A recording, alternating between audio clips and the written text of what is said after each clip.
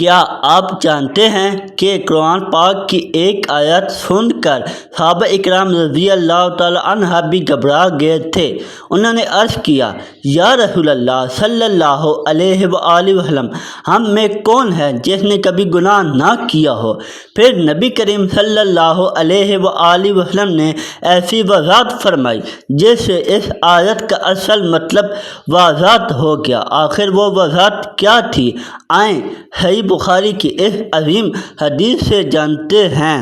سورۃ الانعام کی یہ آیت اتری جو لوگ ایمان لائے اور انہوں نے اپنے ایمان میں گناہوں کی آمیزش نہیں کی، تو آپ صلی اللہ علیہ وآلہ وسلم کے صحابہ نے کہا، یا رسول اللہ، یہ تو بہت ہی مشکل ہے، ہم میں کون ایسا ہے جس نے گناہ نہیں کیا؟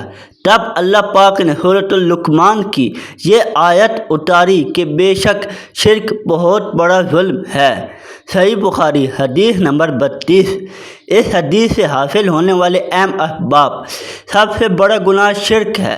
اللہ تعالیٰ شرک کو بہت بڑا ظلم قرار دیتے ہیں۔ عام گناہ انسان کو اسلام سے خارج نہیں کرتے اگر وہ شرک نہ کرے اور اللہ سے توبہ کرتا رہے۔ قرآن کی تشریح بھی نبی کریم صلی اللہ علیہ وآلہ وسلم کی سنت کے مطابق سمجھنی چاہیے۔ صحابہ اکرام رضی اللہ تعالی عنہ دین کو انتہائی سنجیدگی سے لیتے تھے اور ہر آیت پر عمل کی فکر کرتے تھے۔ مومن کو ہمیشہ اپنے ایمان کی حفاظت کرنی چاہیے اور ہر قسم کے شرک، خواہ وہ بڑا ہو یا چھپا ہو، یا اس سے بچنے کی کوشش کرنی چاہیے۔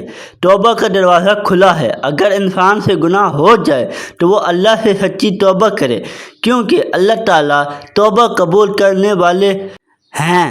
اللہ تعالیٰ ہمیں خالص توحید پر قائم رکھے، شرک کی ہر مشکل شکل سے محفوظ فرمائے، ہمارے گناہوں کو معاف فرمائے اور قرآن و سنت کو صحیح طور پر سمجھنے اور اس پر عمل کرنے کی توفیق عطا فرمائے۔